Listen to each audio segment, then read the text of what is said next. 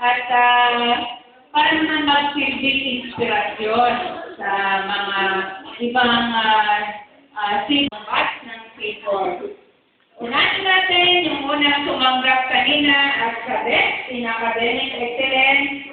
Nako, ang po kasi ibang graduates natin ang 18th batch sa ibang tanggapan sila na-assign. So, palangpakan natin si Ivan. Ano po, magandang hapon sa inyong lahat.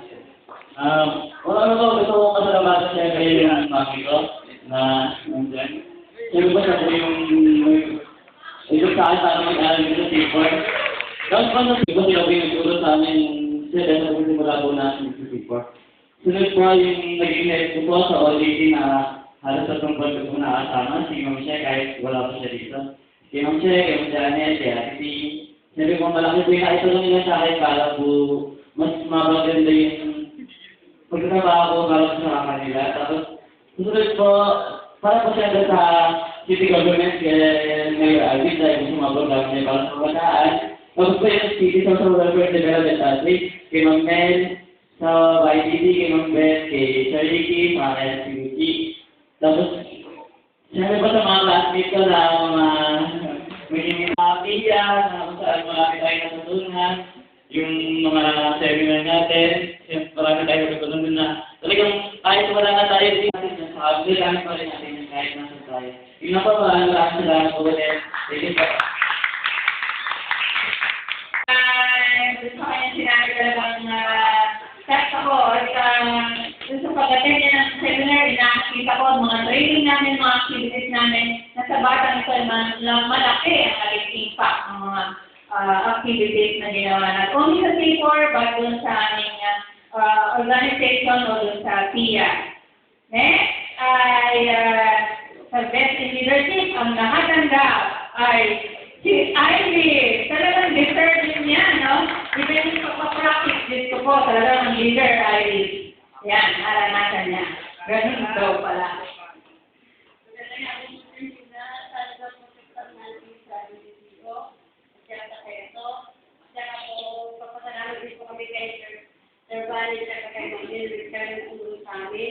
Wala po kayo dito, wala din po kami lahat ngayon. Salamat. Thank you, Iris. At yung nakatanggap po ng ating Best in Typing. Ang nakakabalik po sa style. Si Gladys.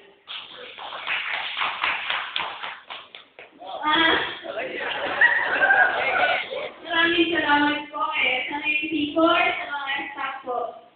Lalo na po sila pinag-audition po sa City Health Office. Nakita niyo mga nagpo ng City Health.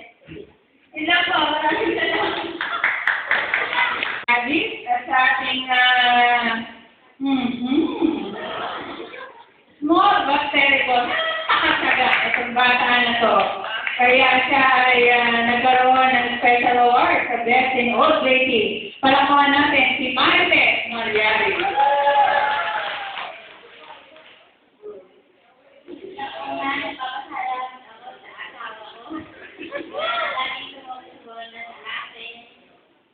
Kay Sir Bat, kay Manglen, pati kay Lindsay. Dati na po kay Ma'am Beth, kay Ma'am Men, kay inyong lahat. Ako na, talaga naman ito may nagsilbing inspirasyon ni Marites. Kaya tingnan mo naman kailangan sa'yo ko nagbigay yung award. At malaki yung role ni husband, kaya nakuha ni Marites yung Best in Old Lady Award. At para naman sa ating another, sa Best in Old Lady, ako isa pang napakasipag na bata, si Janice Vertigota. Diba tatay? Hindi ba si mama, na napakatagal ng mamang hanggang sa pool, talagang alaga naman si Janice. So, Ako'y sinakamaan.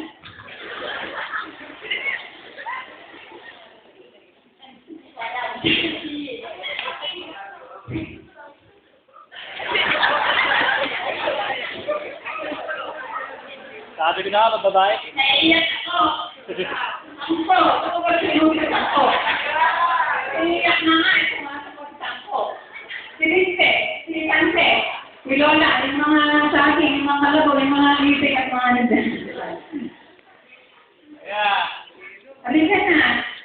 Ayan, so ito na kayo, ate. Dito na lang may sasabihin eh, kaya... Siya yung punong abala sa ano eh, sa pag-ayos yun eh. Siya nag-ayos yun eh. Salamat ako sa Panginoon. Tama ako.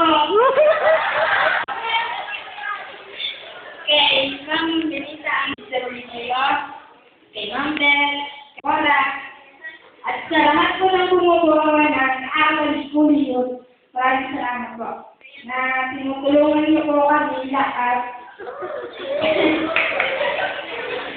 na matutunan namin ang hindi namin alam.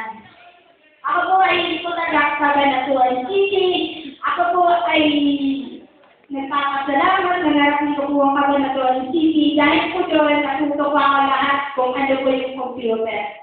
Dahil po doon, nalaman ko po kung paano mag-type, paano mag-open, paano mag-shutdown.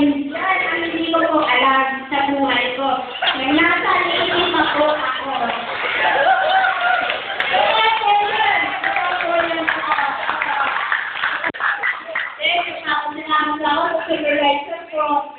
May kaya po tumayan na buhay yung PPR ko na tumayan sa ibang OGC. Dahil sa pinakalagitan ako, sabi niya, dapat daw din taas daw ako. Pero naman sa totoo lang po, kumakain na po ako sa taas kasi nagugutom ako. Salamat po sa lahat ng suporta ni Sir Bani, kay Ma'am Len, na nagturo, na matagal nagturo sa amin lahat. Yan na po. Salamat.